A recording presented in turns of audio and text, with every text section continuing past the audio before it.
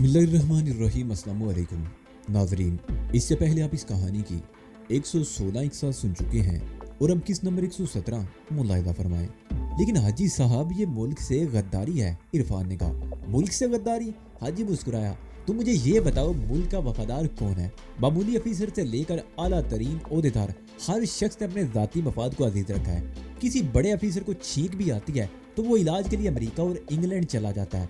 क्या ये लोग अपने ज़ाती खर्च पर बैरून मुल्क जा सकते हैं? नहीं मेरे दोस्त, ये सब अयाशियाँ कौम के पैसे पर हो रही हैं। किसी को आज तक ये एहसास नहीं हो सका कि पैसा कौम की अमानत है। हमने तो सरकारी खजाने से कभी एक पैसा भी नहीं लिया, अपना बिजनेस करते हैं। तुम क्यों परेशान हो रहे हो? तुम तो चोरी नहीं कर रहे, किसी के घर में डाका तो नहीं डाल रहे। ये मेरा बिजनेस है जिसमें तुम्हें भी हिस्सा मिलता है।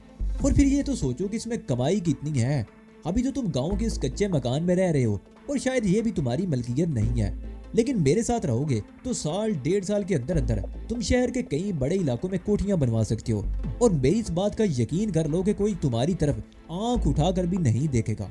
हाजी और मकसूद ने इरफान को कायल कर ही लिया। ये कारोबार गैर कानूनी जरूर है, मगर इसमें कोई खतरा नहीं, अलबत्ता आमदनी लामहदूद है। उस मुलाकात के इख्तिताम पर इरफान उनके साथ जाने पर तैयार हो गया। इरफान को मजीद सहूलतें मिल गईं। हाजी ने उसे अपना बॉडी गार्ड बना लिया था। उसके चंद महीनों बाद शारिक और समीना हाजी के गिरोह में शामिल हुए थे। उन्होंने हाजी के लिए बड़े कारनामे अंजाम दिए थे। हाजी ने उन पर नवाज़शात की बारिश कर दी थी, मगर उनका साथ ज्यादा अरसे तक नहीं चल सका। इनमें इख्तलाफ शुरू हो गए और मामला कत्लो गारत तक पहुंच गया। इरफान के ख्याल में गलती हाजी की थी। उसने एक साजिश के तहत शारिक और समीना को अफगानिस्तान भेजा था और बाद में उसकी माँ और बहन को जलील करके कोठी से निकाल दिया था। अगर मरियम और रजिया को इस तरह जलील ना किया जाता तो शायद शारिक साजिश वाली बात को पी जाता, लेकिन वो अपनी माँ और बहन की बेइज्जती बर्दाश्त नहीं कर सका था। और इस तरह इंतकामी कार्रवाइयों का जो सिलसिला शुरू हुआ वो अब तक जारी था।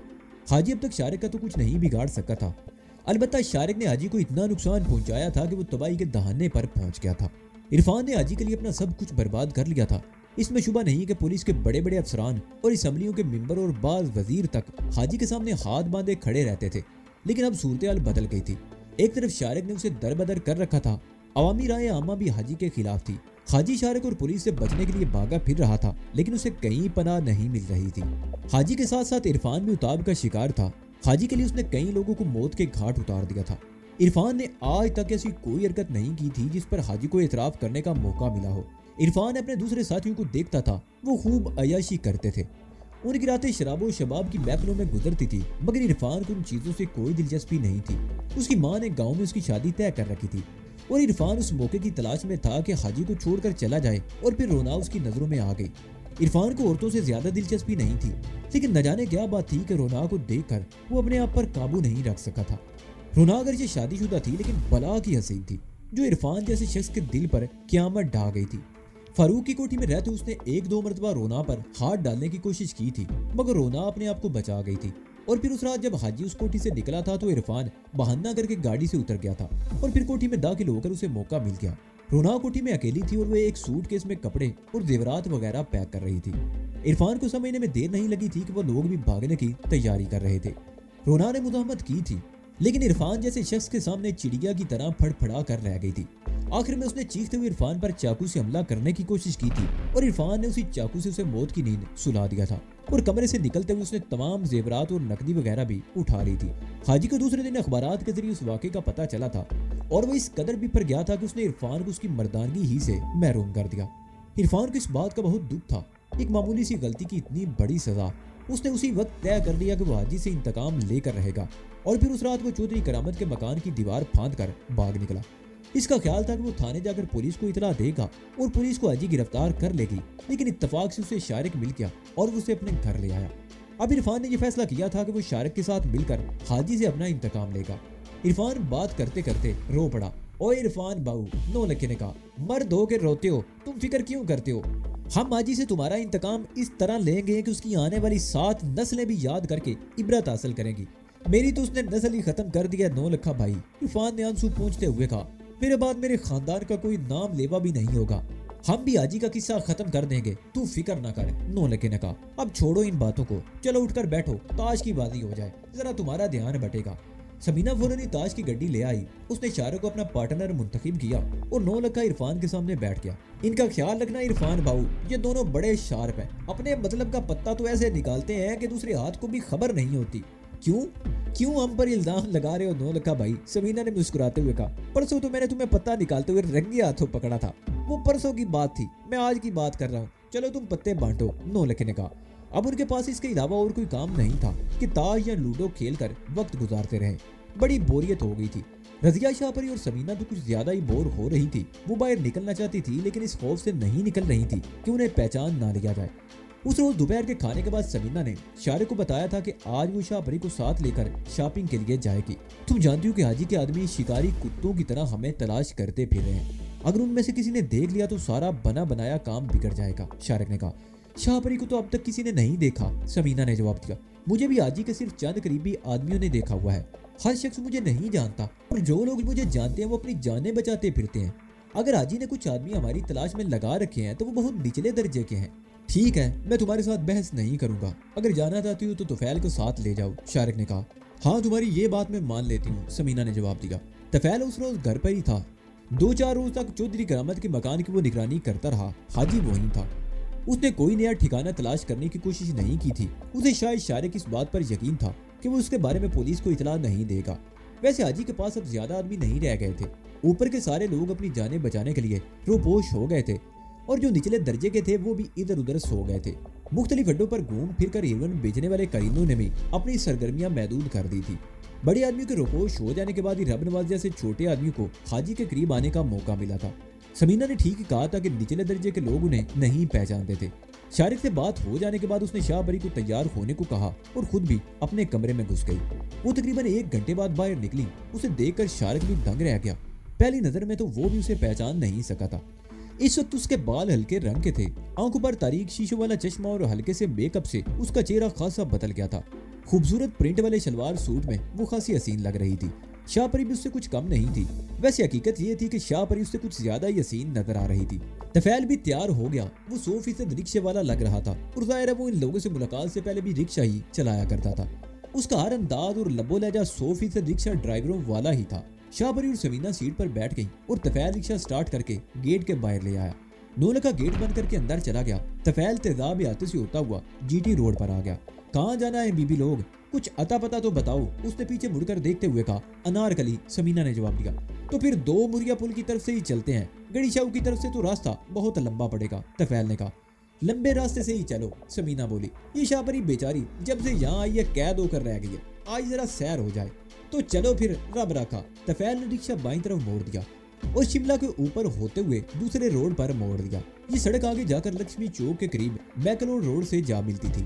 समीना शाहपरी को मुख्तलिफ जगहों और इमारतों के बारे में बता रही थी। शाहपरी को वाकई पहली दफा इस तरह बाहर निकलने का मौका मिला था। वो हर चीज को बड़ी दिलचस्पी से देख रही थी और समीना की बातें भी बड़े गौर से सुन रही थी। रिक्शा मुख्तलिफ सड़कों से होता हुआ लोहारी गेट की तरफ आ गया। ये शहर का सबसे गुंजान आबाद इलाका था। यहाँ हर किस्म का ट्रैफिक जारी था। टांगों की भरमार थी।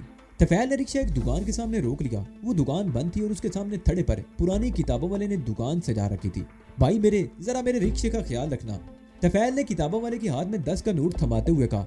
किसी और को तो मैं रिक्शे के करीब नहीं आने दूंगा, लेकिन अगर किसी संतरी ने पूछा तो क्या जवाब दूंगा? किताबों वाले ने 10 का नोट जेब में रखते हुए पूछा। संतरी कुछ नहीं कहता, बस हम 1 घंटे में वापस आएंगे। इन बीबियों को थोड़ी सी शॉपिंग करनी है, तुफैल ने जवाब दिया। वो तीनों वहां से चलते हुए अनारकली में आ गए। उस वक्त 5 बजने वाले थे। अनारकली में इस कदर रश था कि पाँव रखने की जगह नहीं थी। बेशतर लोग समीना और शाहपरी को घूर घूर कर देख रहे थे और बाज मंचलों ने तो करीब से गुजरते हुए कंधा मारने की कोशिश की थी। समीना और शाहपरी आगे आगे चल रही थी और तुफैल उनके नौकरों की तरह पीछे पीछे। इन्होंने कई दुकानों से शॉपिंग की और तमाम शॉपिंग बैग्स तुफैल ने उठा रखे थे। मार्केट में शॉपिंग करते हुए उन्होंने आलू छोले की चाट भी खाई। शाहपरी को इस तरह घूमना फिरना बहुत अच्छा लग रहा था। उसकी सारी जिंदगी अफगानिस्तान के उन इलाकों में गुजरी थी जिन्हें छोटे छोटे देहात ही कहा जा सकता था। वो माँ बाप के साथ कई मरतबा काबिल भी गई थी, लेकिन उस बड़े मॉडर्न शहर में रहते हुए भी उसे कभी घूमने फिरने का मौका नहीं मिला था। उसके खानदान के लोग पुरानी कदरों के पाबंद थे। औरतों और खुसूसन जवान लड़कियों का घूमना फिरना पसंद नहीं किया जाता था। एक घर से दूसरे घर जाना होता तो शटील काक का बुर्का इस तरह पहना जाता कि कोई गैर मर्द उनके जिस्म तो क्या लिबास का कोई हिस्सा भी नहीं देख सकता था। और यहाँ शाहपरी के लिए तो ये दुनिया ही अलग थी। वो इस तरह आज़ादी से घूमने फिरने से बहुत खुश थी। शाम का अंधेरा फैलते ही दुकानें रंग बिरंगी रोशनियों से जगमगा उठी। जब वो वापसी के लिए मुड़े तो तफैल तो सामान से लदा हुआ था। समीना और शाहपरी ने भी कई कई बैग उठा रखे थे। कई रोज बाद मौका मिला था और उन्होंने खूब जी भर के शॉपिंग की थी। वो लोग अनारकली से निकलकर जैसे ही दूसरी सड़क पर मुड़े, तफैल ठिठक कर रुक गया। किताब फरोश अपनी दुकान बढ़ा चुका था और रिक्शे के करीब दो पुलिस वाले खड़े थे। एक के हाथ में बैद की छड़ी थी और दूसरे के कंधे पर राइफल लटकी हुई थी। कोई गड़बड़ लगती है, तफैल ने समीना की तरफ देखते हुए सरगोशी की। मेरे पास रिक्शे के कागजात तो हैं नहीं, ये लोग अड़ी करेंगे। वो लोग रिक्शे के करीब आ गए। उन्हें रुकते देखकर एक कांस्टेबल आगे आ गया। वो हाथ में पकड़ी हुई छड़ी रिक्शे पर मारते हुए बोला, ये तुम्हारा रिक्शा है? जी संतरी बादशाह। तफैल ने शॉपिंग बैग पिछली सीट पर रखते हुए कहा, क्या गलती होगी सरकार? हमारे साथ थाने चलो ना, तुम्हें बताते हैं क्या गलती हो गई। कांस्टेबल ने उसे घूरते हुए कहा, क्या बात है कांस्टेबल, इससे क्या गलती हुई है जो इसे थाने ले जाना चाहते हो? समीना ने कांस्टेबल को घूरा। उसने अपने हाथों में पकड़े हुए शॉपिंग बैग भी सीट पर रख दिए थे। आप दूसरा रिक्शा कर लें बीबी, ये रिक्शा अब मशकूक हो गया है, हो सकता है किसी वारदात में इस्तेमाल हुआ हो, कांस्टेबल ने कहा। हम 2 घंटों से इस रिक्शे की निगरानी कर रहे हैं। क्या? समीना उछल पड़ी। क्या कोई गाड़ी इस तरह खड़ी रहे तो मशकूक हो जाती है? वो तफैल की तरफ मुड़ गई। ड्राइवर तुम रिक्शा स्टार्ट करो, मैं देखती हूँ ये कैसे रोकते हैं। उसने शाहपरी को इशारा किया। वो दोनों शॉपिंग बैग संभाल कर सीट पर बैठ गई। तफैल भी अपनी सीट पर बैठकर रिक्शा स्टार्ट करने लगा। आप लोग जिद ना करें बीबी, कोई दूसरा रिक्शा देख लें, इसे हम थाने ले जाएंगे, राइफल वाले कांस्टेबल ने कहा। उस वक्त 3-4 आदमी करीब आकर खड़े हो गए थे। समीना रिक्शे से उतर आई और कांस्टेबलों पर चीखने लगी, क्या जुर्म किया इस रिक्शे वाले ने? तुमने इसे थाने क्यों ले जाना है? तुम लोग वर्दी पहनकर अपने आप को क्या समझते हो? इस तरह शरीफ शहरियों को क्यों परेशान करते हो? क्या चाहिए तुम्हें? समीना की इस तरह चीखने से 1-2 आदमी भी उसकी हमायत में बोलने लगे। कुछ और लोग जमा हो गए। समीना ने पुलिस वालों के खिलाफ ये नफ्सियाती हरबा इस्तेमाल किया था जो कामयाब हो गया। लोग पुलिस को बुरा भला कहते उनकी हमायत करने लगे थे। ड्राइवर रिक्शा चलाओ, मैं देखती हूँ ये कैसे रोकते हैं। समीना गुस्से में चीखती हुई दोबारा रिक्शे में बैठ गई। तफैल ने रिक्शा स्टार्ट कर दी और इस मर्तबा वाकई दोनों कांस्टेबलों में से किसी ने उसे रोकने की कोशिश नहीं की थी। अलबत्ता एक पुलिस वाला बाल पेन से अपनी हथेली पर रिक्शे का नंबर नोट कर रहा था। उसने रिक्शे का नंबर नोट कर लिया है, शाहपरी ने कहा। कुछ नहीं होगा बीबी शाहपरी, तफैल ने जवाब दिया। रिक्शे पर नंबर उर्दू हिंसों में लिखा हुआ है। मैंने 1 के हिस्से को 2 और 2 के हिस्से को 3 बनाया हुआ है। वो इस नंबर के हिस्से को ढूंढते रह जाएंगे जो उसने नोट किया है। घर पहुंचते मैं रंग से नंबर दुरुस्त कर दूंगा। पास पुलिस वालों से पीछा छुड़ाने के लिए 20 तरीके होते हैं। तफैल ने अगले मोड़ से यू टर्न लेते हुए रिक्शा शाह आलमी की तरफ मोड़ दिया। सड़क पर ट्रैफिक का इज़्तिहाम था, इसलिए रिक्शे की रफ्तार ज्यादा तेज नहीं थी। दिल्ली दरवाजे के करीब समीना ने रिक्शा रुकवा लिया। उसने तफैल को भेजकर एक दुकान से चिकन टिक्के वगैरह खरीदे थे। जब वो घर पहुंचे तो 10 बज रहे थे। शारिक वगैरह परेशान थे। अरे भाई शॉपिंग में देर हो गई थी, समीना ने मुस्कुराते हुए कहा। अगर कोई गड़बड़ हो जाती तो हम उससे निपट लेते, हम तो अपना पूरा बंदोबस्त करके गए थे। उसने कमीज के नीचे शलवार में से उड़ता हुआ पिस्तौल निकालकर मेज पर रख दिया। शाहपरी ने भी उसकी तकलीद की। अच्छा रजिया डेयर, वो रजिया की तरफ देखते हुए बोली, अब जल्दी से खाना निकालो, बड़े जोर की भूख लग रही है। और फिर उसके तकरीबन आधे घंटे बाद वो सब बैठे खाना खा रहे थे। और फिर शारिक वगैरह के लिए ये इतला बड़ी तशवीशनाक साबित हुई कि हाजी चौधरी करामत के मकान से गायब हो गया था। ये खबर तफैल ने दी थी जो उस रोज मालूमात के लिए उस तरफ निकल गया था। वो कहाँ गया होगा? शारिक बुड़बड़ाया। उसके बहुत से ठिकाने मुझे मालूम है शारिक बाबू, इरफान ने कहा। अब मैं बिल्कुल ठीक हो गया हूँ, भाग दौड़ सकता हूँ। क्यों ना हम बारी बारी उसके तमाम ठिकानों पर हल्ला बोल दें। इस तरह ना सिर्फ वक्त ज़ाया होगा बल्कि वो होशियार भी हो जाएगा, शारिक ने कहा। पहले हमें ये मालूम करना होगा कि वो गया कहाँ है, और मेरा ख्याल चौधरी करामत से मालूम किया जा सकता है। चौधरी करामत को भी मालूम नहीं होगा कि वो कहाँ गया है, लेकिन कोशिश की जा सकती है, इरफान ने कहा। तो ठीक है, चलो ये काम भी अभी हो जाना चाहिए, शारिक कहते हुए उठ गया। तफैल और इरफान भी जाने को तैयार हो गए। इरफान को शारिक ने इसलिए साथ लिया था कि शायद चौधरी करामत उसके सामने जबान खोल दे। इरफान और तफैल पिछली सीट पर बैठे थे और शारिक ड्राइविंग कर रहा था। जब वो अपनी गाड़ी पर घर से निकले तो रात के 9:30 बज रहे थे। उन्हें शादीपुर रोड तक पहुंचने में पौन घंटा लग गया। चौधरी करामत की दुकान के सामने एक ट्रैक्टर ट्राली खड़ी थी जिसे चारे के गट्ठे उतारे जा रहे थे। करामत का मुलाजिम लड़का भी करीब ही खड़ा था। शारिक ने चंद गज के फासले पर कार रोकी और इरफान की तरफ देखकर सरगोशियां करने लगा। इरफान कार से उतर गया और टहलता हुआ दुकान के सामने पहुंच गया। करामत के मुलाजिम लड़के ने उसे कार से उतरते हुए देख लिया था। कार अंधेरे में थी, लेकिन इरफान जब करीब पहुंचा तो लड़के ने उसे पहचान लिया। उसके चेहरे पर खौफ के हल्के से तासरात उभर आए। ओए बिल्ले, इरफान उसके कंधे पर हाथ रखते हुए बोला। कैसे हो यार, डर क्यों रहे हो? मैं तो तुम्हारा दोस्त हूँ। मैं क्यों डरने लगा इरफान बाबू, तुम्हारे खतरे मैंने तो नहीं किए थे, बिल्ले ने जवाब दिया। अच्छा ये बताओ अंदर कौन है? वो लोग अंदर हैं या चले गए? इरफान बोला। वो लोग तो चले गए, करामत चाचा अंदर है, बताऊं उसे? बिल्ला बोला। हाँ हाँ चलो, मैं भी तुम्हारे साथ चलता हूँ, इरफान ने कहा और बिल्ले के साथ दुकान में से होता हुआ पिछले सेहन में आ गया। सामने वाले कमरे का दरवाजा खुला हुआ था, बत्ती जल रही थी और चौधरी करामत चारपाई पर करवट के बल लेटा हुक्के के कच लगा रहा था। ओए बिल्ले, कौन है बाहर? माल उतर गया? चौधरी करामत ने अपनी जगह से हरकत किए बगैर पूछा। माल उतर रहा है चाचा, तुम्हारा एक परोना आया है, उसे लेकर आया हूँ, बिल्ले ने जवाब दिया। इरफान ने आगे बढ़ते हुए देखा कि चौधरी करामत उठकर बैठ गया था और बाहर देख रहा था। शहर में अंधेरा था, इसलिए वो इरफान की शक्ल नहीं देख सका था, और जब इरफान अंदर दाखिल हुआ तो चौधरी करामत उछल पड़ा।